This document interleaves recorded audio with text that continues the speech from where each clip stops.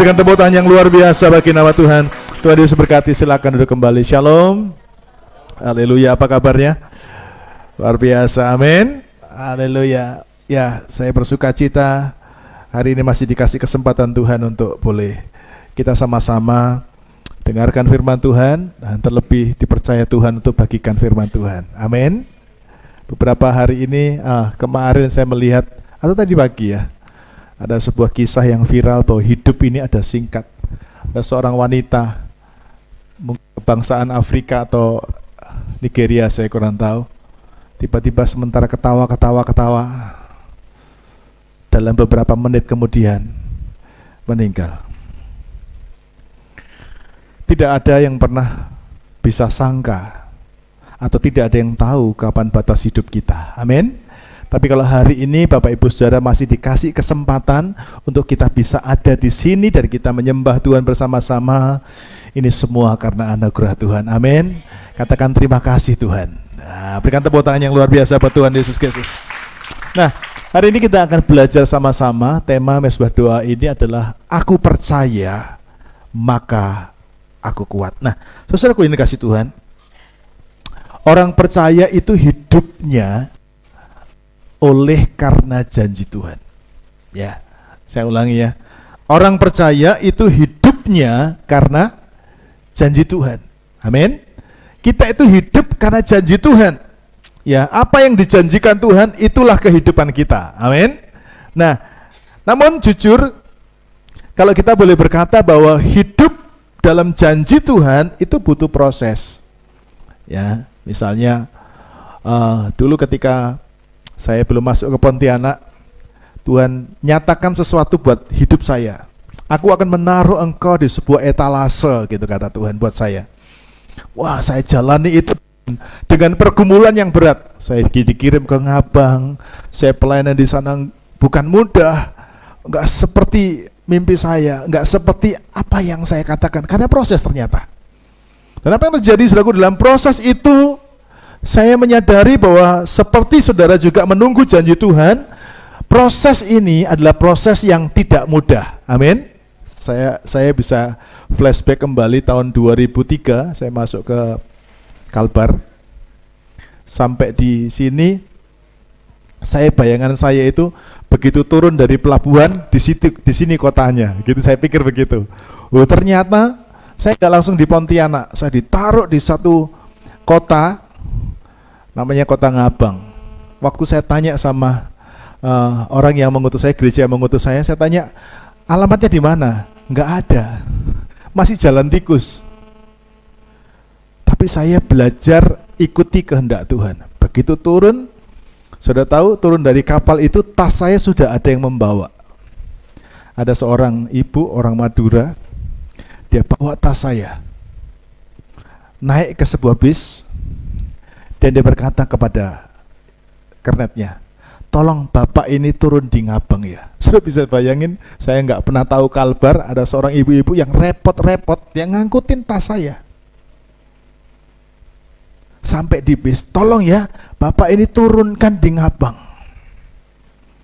Nah, pesannya ibu ini didengarkan baik-baik oleh seorang kernet tadi. Saya nggak tahu Ngabang itu di mana. Berapa jam dari Pontianak saya nggak tahu juga. Singkat cerita, sudah lewat terminal Ngabang, kernetnya ingat, Bapak Ngabang ya, sudah sampai Ngabang Pak. Turun di Ngabang. Begitu turun di Ngabang, turun dari bis, saya langsung disambut sama tukang ojek. Bapak mau kemana? Saya juga bingung, saudara. Mau kemana saya? Tidak ada alamatnya, tidak ada telepon, tidak ada HP. Saya harus ke utara kah? Saya harus ke selatan kah? Saya harus ke barat kah? Saya naik aja ojek itu. Sudah Bapak jalan. Untungnya arahnya ke sana ya. Terus Bapak mau kemana? Coba cari, di sini ada sekolah pelayanan begitu. Dia cari, mungkin gereja kali. Oh bukan. Saya lihat bukan. Tapi dari sejak saya turun sampai ke tempat itu hanya butuh waktu mungkin nggak sampai setengah jam. Dan saya bisa sampai ada di situ. Saya percaya itu proses yang dituntun oleh Tuhan. Amin. Dan ternyata Itu bukan tempat saya. Tempat saya ada di sini. Dan saya dibentuk, saya diproses secara ajaib. Dan saya berkata, proses itu tidak mudah. Banyak rintangan yang harus dilalui. Tapi ingat, kita hidup oleh janji Tuhan. Bilang sama-sama, saya hidup oleh janji Tuhan. 2, 3. Amin. Nah, ternyata Alkitab juga mencatat ada hal yang sama yang pernah dialami oleh Abraham. Ya, Abraham pernah berada dalam satu titik sulit dalam kehidupannya. Apa itu? Dia sudah tua, tapi nggak punya anak. Tapi Tuhan berkata apa? Keturunanmu akan kubuat sangat banyak, seperti bintang di langit, seperti pasir di laut. Jadi saya membayangkan Abraham pun dituntun Tuhan untuk malam-malam lihat bintang di langit. Kau bisa hitung, berarti turunanmu bisa dihitung. Tapi waktu Abraham lihat bintang di langit, Abraham berkata, enggak bisa dihitung. Seperti itu banyaknya keturunanmu. Tapi Abraham dilihatkan tentang keadaannya. Kamu sudah tua. Kamu enggak punya anak. Istrimu sudah tua juga. Nah, ini harusnya hal ini bisa membuat Abraham lemah. Amin. Tapi kita sekarang lihat, apakah Abraham menghidupi janji Tuhan? Apakah janji Tuhan digenapkan dalam kehidupan Abraham atau tidak? Digenapi. Amin. Nah, sekarang pertanyaannya, apa yang membuat Abraham kuat? Apa yang membuat Abraham bisa meraih janji Tuhan? Apa yang membuat janji Tuhan itu bisa benar-benar dipakaikan, dikenakan dalam kehidupannya Abraham? Yuk kita buka sama-sama. Roma pasal 4 ayat 19 sampai dengan ayat yang ke-21. Roma pasal 4 ayat 19 sampai dengan ayat yang ke-21. Kita akan membaca ayat ini bergantian. Saya akan membacakan ayat 19. Bapak Ibu Saudara, mungkin yang Bu Marli bisa bantu pakai mic. Ayat 20, kemudian ayat 21 kita akan baca sama-sama. Roma pasal yang keempat, ayat 19 sampai 21.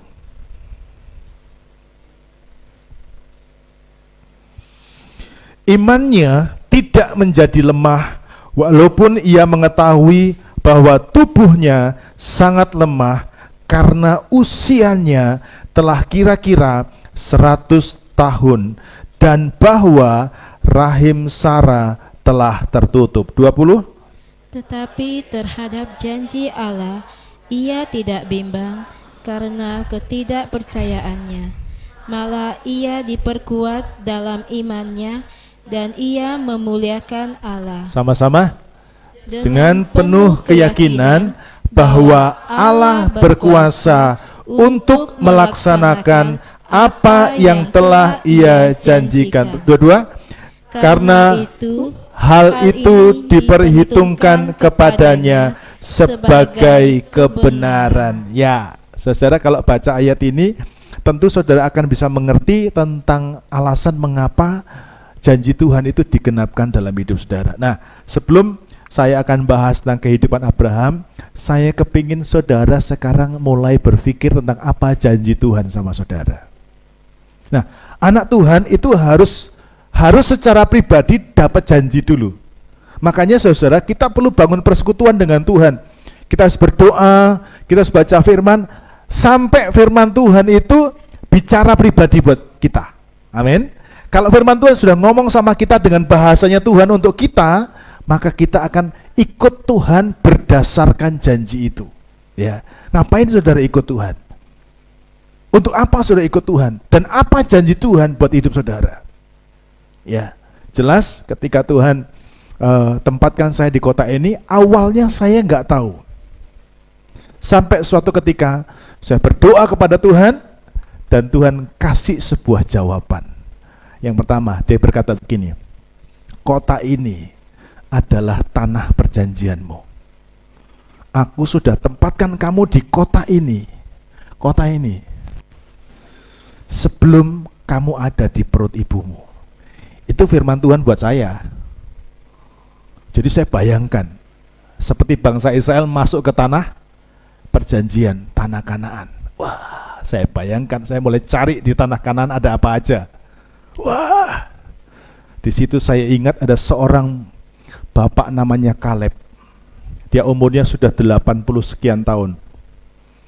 Dan dia berkata, Yosua, karena yang memimpin bahasa Israel itu Yosua, Yosua, aku minta Hebron. Karena Tuhan berkata, setiap jengkal tanah yang kamu injak dengan telapak kakimu akan jadi milikmu.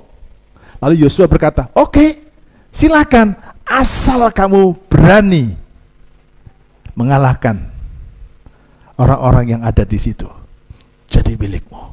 Wah, saya dapat itu, sudah. Wah, saya mulai perkatakan, saya mulai hidupi. Berarti masuk ke tanah perjanjian itu harus merebut, mengalahkan, dan ada Hebron. Ya, ada Hebronnya. Wah, saya merebut Hebron saya. Nah, itu buat saya. Nah, berdasarkan itu, berarti saya membayangkan, wah, saya nanti kayak Kaleb, punya tanah yang bagus, tempat yang permai gitu ya. Saya harus dapat tempat itu, saya bergumul, saya berdoa. Dan terus saya berdoa untuk hal itu. Sampai itu terwujud. Oke? Nah, saudara juga demikian. Jangan sampai saudara ikut Tuhan bengong-bengong. Ngapain ya? Karena jangan. Amin. Nah, Hebron kita itu bisa Anda punya tempat usaha yang bagus. Hebron itu bisa engkau mendapatkan rumah seperti yang dijanjikan Tuhan. Kemarin Ibu Gembala dapat kesaksian dari salah satu jemaat. Kami pernah rasanya mengambil rumah tapi kecewa, kok ada halangan, saya nggak bisa akad kredit dengan rumah ini. Karena ada satu berkas yang dia nggak punya. Tapi ketika dia berdoa kepada Tuhan, Tuhan kasih jawaban. Itu bukan rumahmu. Itu bukan berkat rumah yang aku berikan buat kamu. Rumah yang akan kuberikan kepada kamu itu gede. Bukan itu. Gede. Wah, saudara, ketika dia dengar itu, wah, hilang pun enggak apa-apa. Karena Tuhan kasih janji, rumahku gede. Amin. Nah, itu janji Tuhan. Ya, saya rindu setiap saudara punya gini nih. Ya, saudara bergumul apa? Doa sama Tuhan. Sampai saudara temukan. Dapat sesuatu. Ini Tuhan. Dan itu dikejar. Yes, Tuhan. Gitu ya. Nah, Abraham juga begitu. Dapat janji Tuhan. Ya, Abraham, keturunanmu akan sangat banyak. Seperti pasir di laut, seperti bintang di langit. Nah, Abraham pegang itu. Nah, sekarang kita akan lihat sama-sama. Abraham ini mengajarkan tentang sebuah pola, ya, dan prinsip kehidupan yang luar biasa. Ya, dikatakan dalam ayat yang ke-20. Tetapi terhadap janji Allah. Jadi mari kita sama-sama lihat kepada janji. Makanya saudaraku, di tempat ini saya ingin ajak saudara betul-betul jadi orang Kristen yang hidup oleh firman dan temukan firman. Amin. Kita kalau boleh jujur, kita dari berbagai macam suku, kita dari latar belakang yang berbeda-beda. Ada yang bukan asli Pontianak, angkat tangan. Yang bukan asli Pontianak, angkat tangan. Yang bukan asli Pontianak, 1, 2, 3, 4. Oke, Ibu asli mana? Kampungnya mana? Gitu bukan ya? Oke, saya mau tanya. Kita bukan dari sini. Kita boleh milih toh? Tinggal di Tayan boleh. Ya kan? Saya tinggal di Makassar boleh. Saya tinggal di Surabaya boleh. Betul tidak? Karena kita ada alasan saya tinggal di Surabaya. Saya dari Surabaya. Ada alasan saya tinggal di Makassar. Ibu dari Makassar. Ada alasan saya tinggal di Kendari. Mertua saya di Kendari. Ada alasan. Tapi pertanyaannya saya ini ditempatkan Tuhan di mana? Amin. Itu yang mesti kita kejar. Bukan gini, saya bermimpi, cita-cita saya akan tinggal di Pekanbaru. Kenapa? Karena nenek moyang saya berhasil di sana, keluarga saya udah sukses di sana, mereka bangun rumah besar di Pekanbaru. Ini saya sebut saja nama kota ya. Saya belum pernah ke Pekanbaru. Gitu ya. Saya mau ke Pekanbaru, tinggal di sana. Anda membangun mimpi sendiri, tapi nggak ada dasarnya. Hasilnya apa? Anda akan muter-muter, karena saudara hanya ngikuti keinginanmu. Tapi Abraham, Anda bisa bayangkan Abraham, waktu keluar dari negeri dari kampung bapaknya, dari kampung halamannya, Tuhan berkata, Abraham, kamu keluar ke negeri yang akan apa? Ku janjikan, ku berikan, ku tunjukkan kepadamu. Amin. Nah, ini yang perlu Bapak Ibu Saudara. Anda hari ini memutuskan, saya akan bisnis dan kayaknya saya mau tinggal dari Pontianak, keluar dari Pontianak, saya akan bikin usaha di Sanggo. Silahkan kalau saudara dapat janji Tuhan. Amin. Tapi kalau enggak dapat janji Tuhan, jangan coba-coba. Amin. Saudara akan cuma muter-muter. Oh, Pak, sekarang di kampung saya tuh sawit lagi heboh. Saya akan tinggal di kampung. Silahkan kalau itu janji Tuhan. Tapi kalau bukan janji Tuhan, hati-hati. Kita akan puter-puter dan sia-sia. Kita harus hidup berdasarkan janjinya Tuhan, seperti apa Abraham, ya. Kita harus hidup sesuai dengan janji Tuhan, seperti Abraham fokusnya kepada janji Tuhan. Nah, cuma saya ingatkan kembali, apapun itu bisa melemahkan kita, ya. Apalagi kalau kita melihat faktor usia. Abraham dikasih janji, turunanmu akan sangat banyak. Lalu Abraham tengok, alah Pak, sudah tua, macam mana anak-anak banyak, gitu ya. Betul tidak? Nah, kita kalau terhadap janji Tuhan, jangan lihat usia, jangan lihat batasan, apalagi keuangan. Kita bisa lemah, tetapi Abraham membagikan prinsip-prinsip yang luar biasa kepada kita. Yang pertama, yuk kita baca sama-sama dengan suara yang keras. 2, 3. Abraham mempercayakan hidupnya kepada Tuhan, bukan kepada apa yang kelihatan. Hati-hati, karena manusia suka memperhatikan yang kelihatan. Hidup orang percaya ini beda. Minggu depan kita akan bicara tentang iman lebih dalam lagi. Ya, orang percaya itu harus hidup oleh iman. Apa itu iman?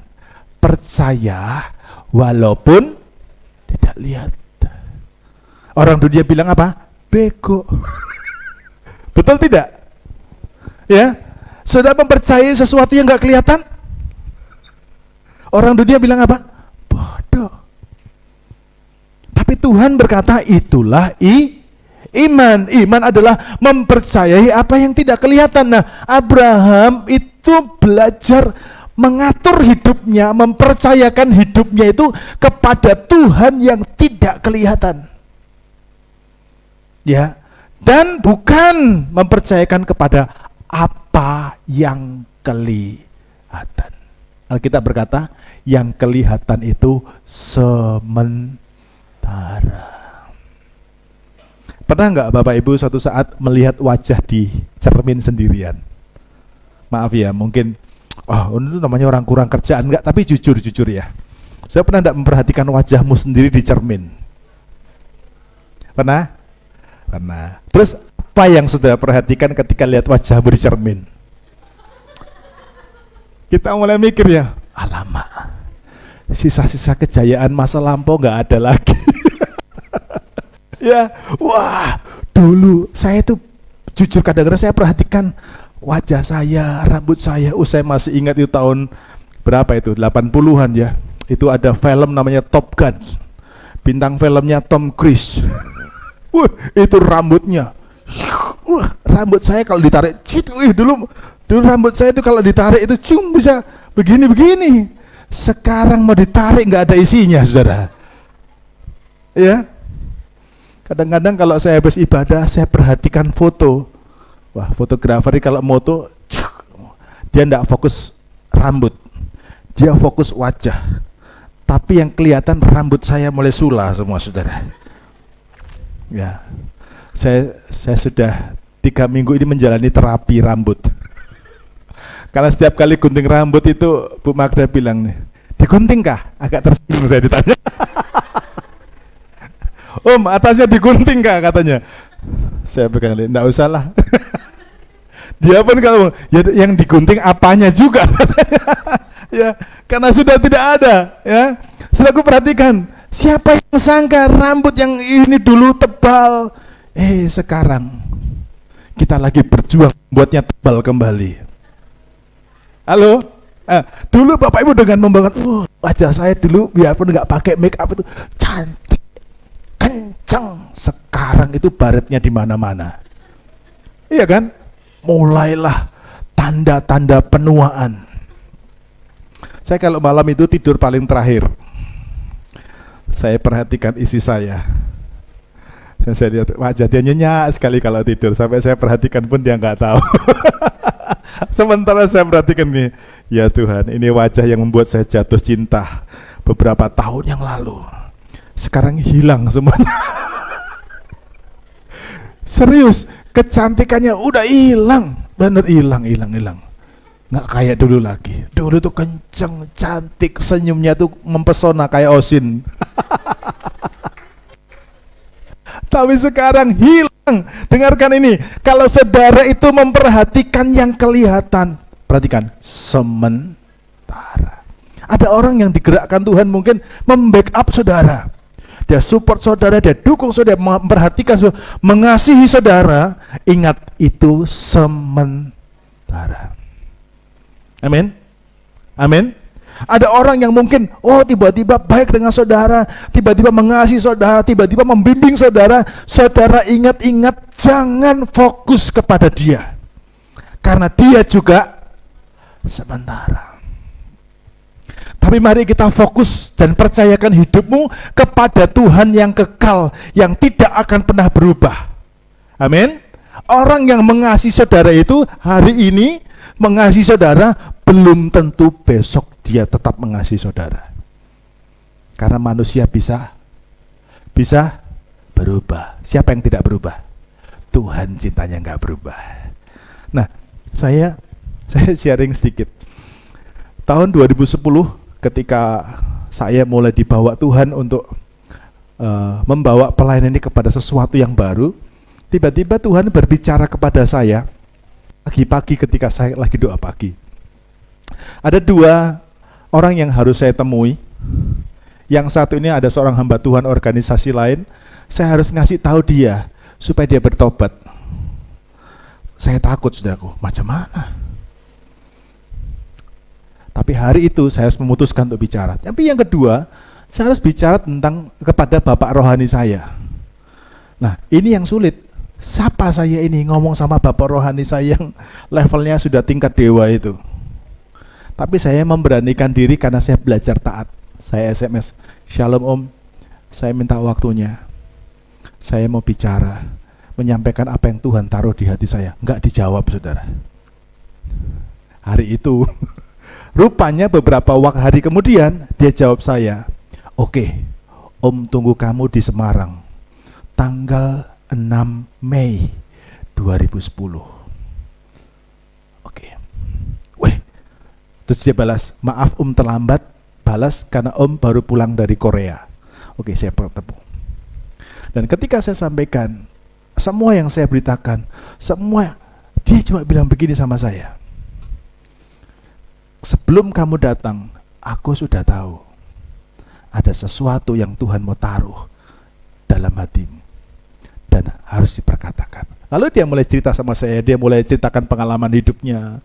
Jadi hari itu dari jam 10 pagi sampai kira-kira jam 2 atau jam 3, bahkan kami makan siang bertiga, saya dengan istrinya, dengan beliau, makan. Dia cerita sama saya gini, dia cerita tentang pengalaman hidupnya.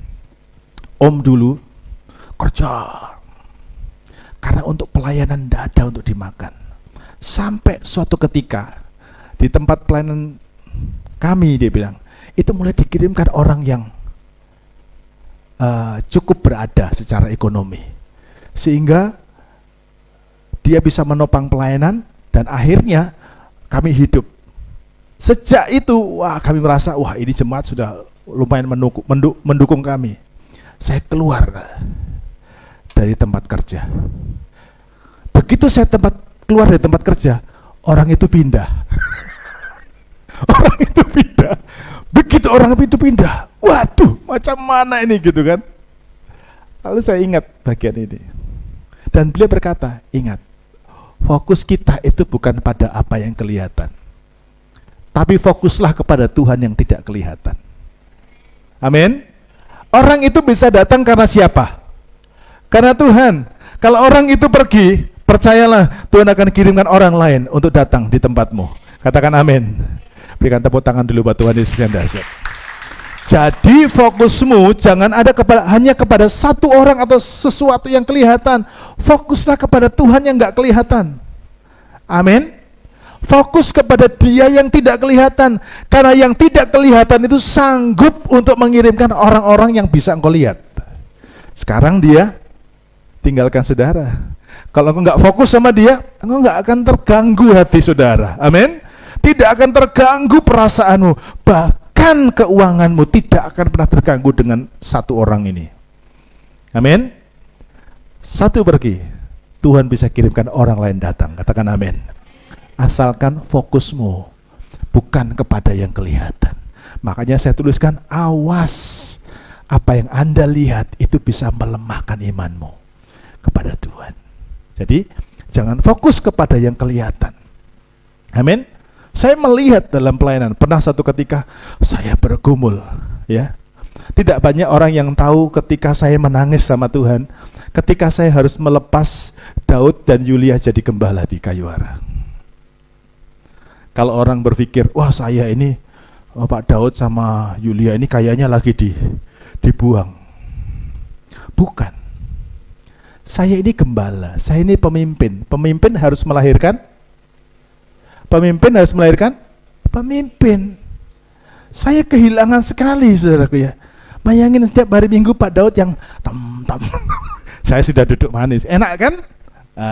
Yulia, Women Pujian, sudah enak.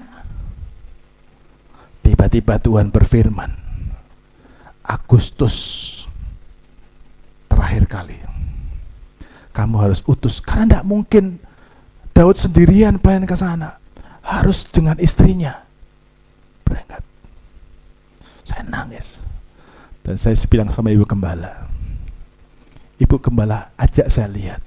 Kamu lihat Pak, sejak gereja ini berdiri, dulu ada WL andalan. WL andalan itu pergi, ada nggak yang gantikan? Ada. WL yang satu ini pergi juga, ada yang gantikan nggak? Ada.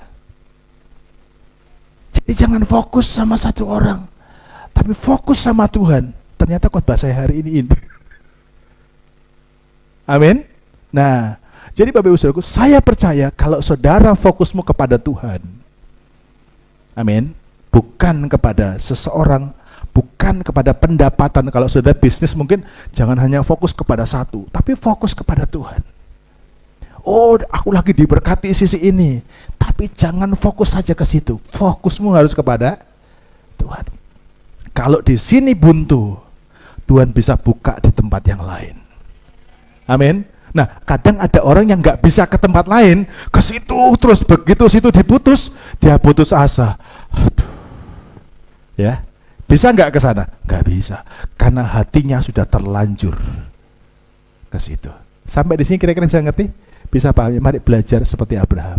Abraham orang yang menaruh, mempercayakan kepercayaan hidupnya kepada Tuhan, bukan kepada yang kelihatan. Sekarang kita lihat yang kedua. Yuk kita baca sama-sama dengan suara yang keras. 2, 3. Abraham mengarahkan matanya kepada janji Tuhan, bukan kepada kelemahannya. Yuk kita baca sama-sama Roma pasal 4 ayat 22, 3. Tetapi terhadap janji Allah ia tidak bimbang karena ketidakpercayaan, malah ia diperkuat dalam imannya dan ia memuliakan Allah. Amin. Saudaraku, satu hal yang kita mesti ingat, seringkali kita itu memperhatikan kelemahan. Ya, atau kita lebih memperhatikan keadaan kita yang terbatas. Contoh, saya bisa berhasil itu karena usaha saya ini loh. Ya, kita memperhatikan itu namanya. Membanggakan hasil karya, kerja. Itu sama dengan Anda memperhatikan. Ya, padahal bisnis saudara kekal apa tidak kira-kira? Nggak kekal. Kadang-kadang polisi cerita, aduh Pak, spray lagi sepi. Ya Bu ya, bisa sepi juga rupanya ya. Loh, karena itu sementara memang saudara. Jadi kalau saya dengar, aduh Pak lagi sepi, saya nggak heran. Ya, kalau saudara tidak memperhatikan yang, jadi saudara mesti lihat semua bisnis itu terbatas. Amin. Semua usaha kita itu adalah sama seperti kelemahan. Dia nggak bisa langgeng. Nggak ada yang bisa abadi. Yang abadi itu cuma Tuhan. Nah, tapi dalam bagian ini kita belajar dari Abraham. Ayo perhatikan, fokus sama janji Tuhan. Apa janji Tuhan sama saudara? Kamu akan jadi kepala. Kamu akan berhasil. Lihat ke situ. Karena Tuhan yang berjanji sama saudara, maka Tuhan akan genapi. Nah, sekarang bagaimana sudah bisa sampai itu? Fokus kepada janji Tuhan. Amin. Kalau sudah fokus sama janjinya Tuhan, sudah akan dituntun Tuhan untuk Anda meraihnya. Saya ulangi ya. Kalau sudah ngerti janji Tuhan, sudah akan juga diberitahu sama Tuhan bagaimana cara meraih janji Tuhan itu. Sebagai contoh, ini orang Indonesia ini masalahnya masalah utamanya adalah tidak suka baca. Beli HP, buka bungkus, yang diambil apanya coba? HP-nya. Bukunya dibuang. Ya kan? Padahal dalam buku itu ada janji. Ya, tadi pagi saya ngantar hamba Tuhan beli laptop. Ya. Waktu mau pulang dia bilang, "Dibawa enggak itu dus itu ya?" Karena bagi dia dus itu memberatkan. Lalu Davin bilang, "Om, itu di situ ada buku petunjuknya." Lalu dia bingung-bingung, "Tolong downloadkan bagaimana cara mengoperasikan laptop ini." Lah ngapain lu cari bukunya? Cari download di dalamnya ada bukunya. Betul tidak? Nah, kita ini percaya sama Tuhan Yesus, amin. Kenapa sudah cari kemana-mana? Apa ya janji Tuhan sama saya? Kira-kira aku mau jadi apa ya? Tanya sama pendeta yang sakti-sakti itu. Tolong doakan saya Pak. Apa janji Tuhan sama saya? Ini saudara cari matengan namanya. Padahal janji Tuhan itu ada di mana? Firman Tuhan. Tapi kalau suruh baca Alkitab, payah Pak. Kali baca tuh anak baru ganggu Pak. Kalau enggak gitu, saya sudah tua Pak. Siapa suruh bertobat ya sudah tua? Pak mati muda. Iya kan? Oh alasannya kalau suruh baca itu, baca Alkitab. Aduh mata saya itu Pak. Berapa matanya? Selalu kita punya alasan ketika disuruh untuk mengenal janji Tuhan. Amin. Abraham itu kenal Tuhan masih muda atau tua? Tua. Bahkan sekarang semua orang percaya lihatnya Abraham. Beriman seperti Abraham, menaruh percaya sama Tuhan. Kita ini gampang, lebih sulit Abraham. Abraham itu nggak pernah lihat seperti Yesus disalibkan, nggak pernah lihat. Kita sudah pernah melihat apa yang Yesus lakukan di kayu salib. Ya, beberapa waktu ini saya lihat banyak saudara kita dari seberang yang percaya Yesus. Gara-gara apa percaya Yesus?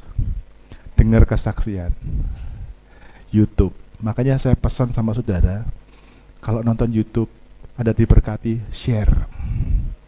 Materi hari ini ada di Facebook, ada di YouTube. Saudara bagikan sama orang lain.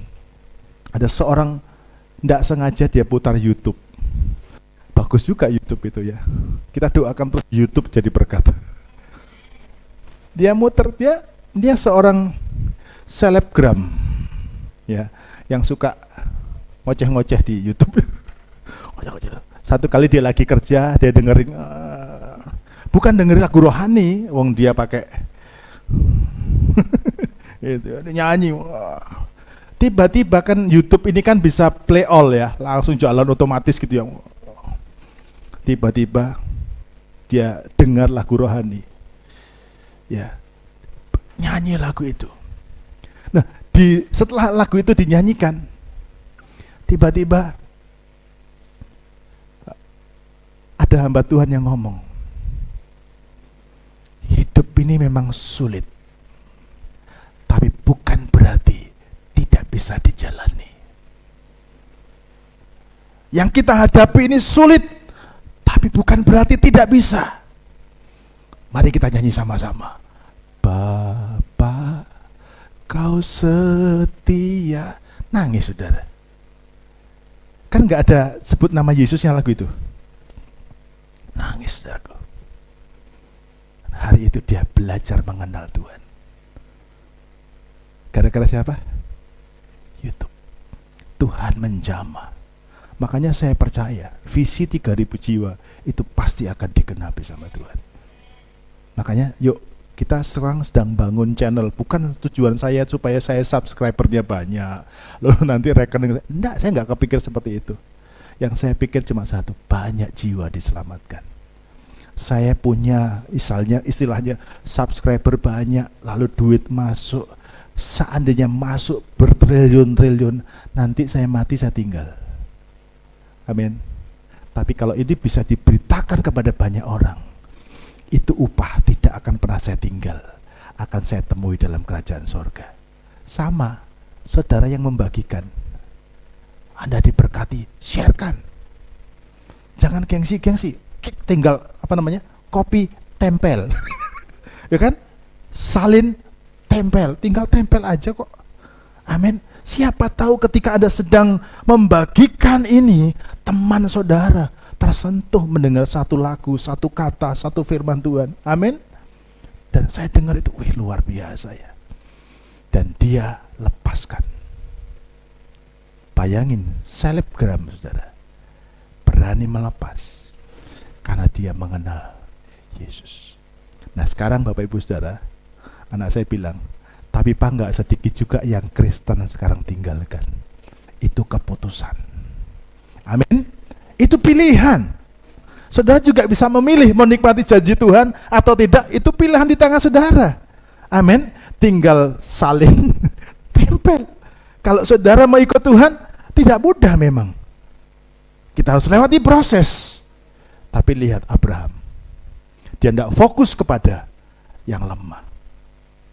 Kalau sudah lihat, aduh, di rumah sulit. Tapi Abraham, aku tidak fokus sama lemah. Aku fokus sama janji Tuhan. Janji Tuhan berkata, kalau ikut Tuhan, aku pasti disertai, aku diberkati, aku dibuat berhasil. Amin. Fokus ke situ. Amin.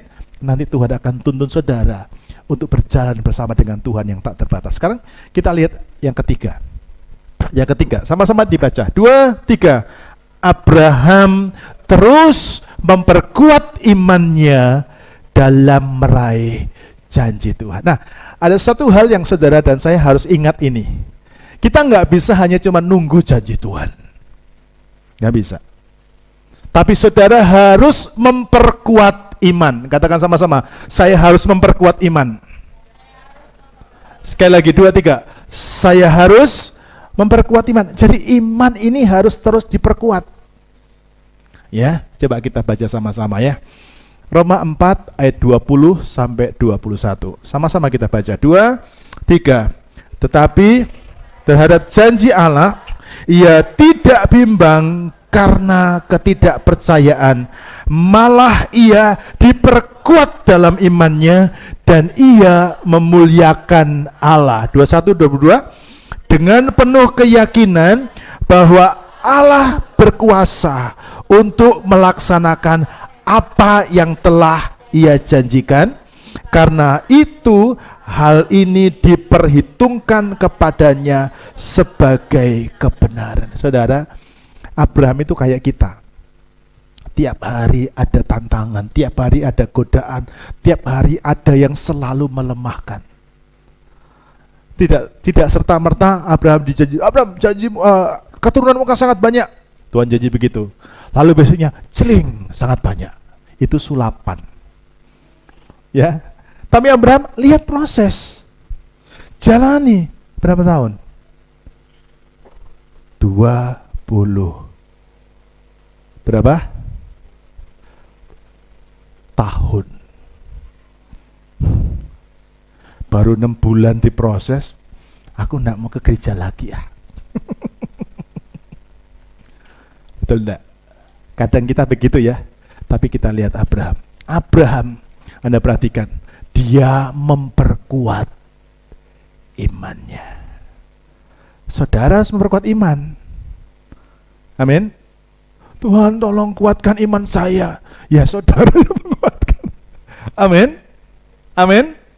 Abraham yang memperkuat dirinya, imannya kepada Tuhan supaya janji Tuhan itu digenapi. Amin. Sampai di sini nangkep kira-kira. Jadi kalau sudah dapat janji Tuhan apapun janji Tuhan, saudara harus menguatkan imanmu. Ya, lihat ini. Saya ulangi lagi ayat ini ya. Tetapi terhadap janji Allah dia tidak.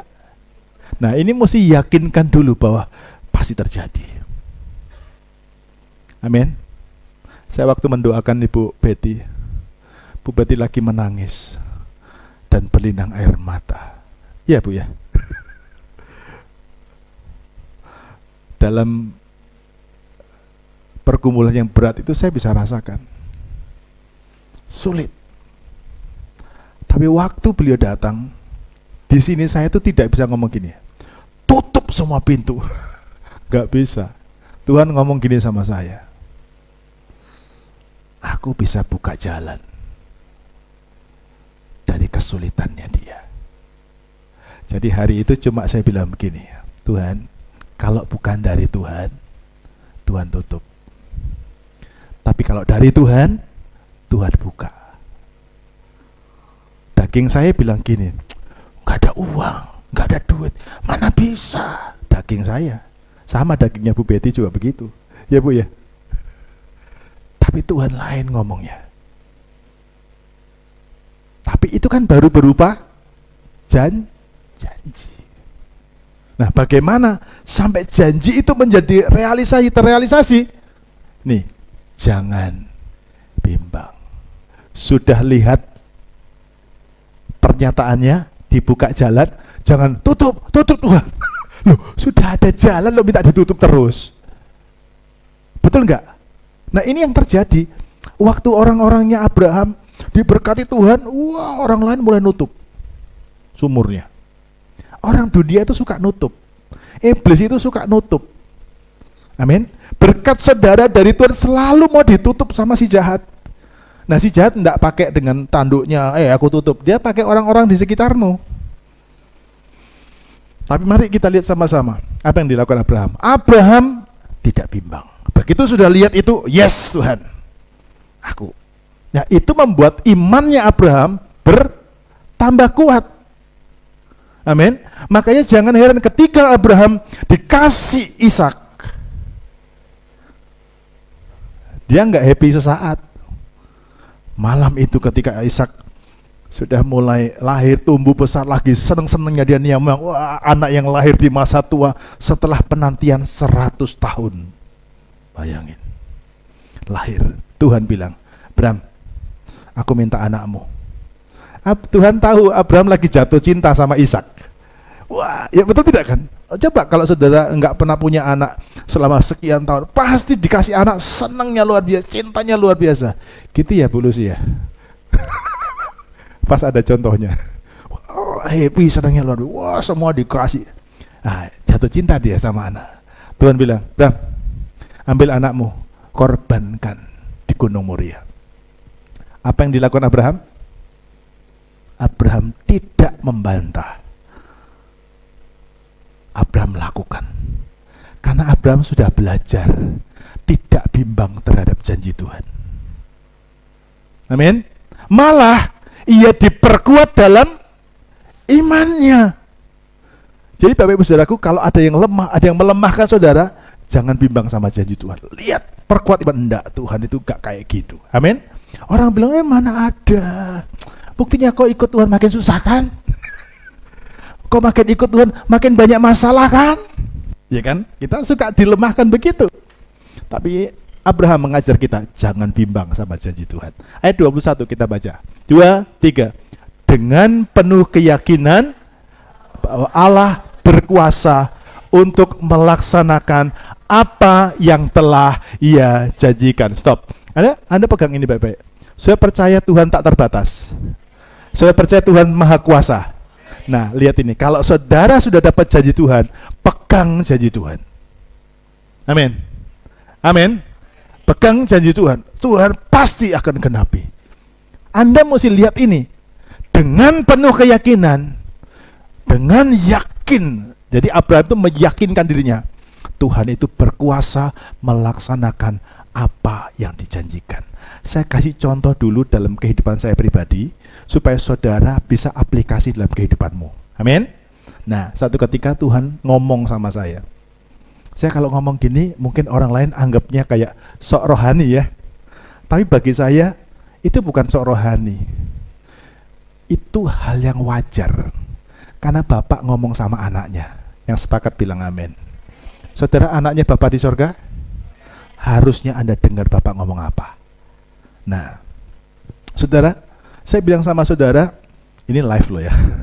Orang habis ini bisa kritisi saya, orang bisa terserah. Tapi ini relationship saya dengan Tuhan.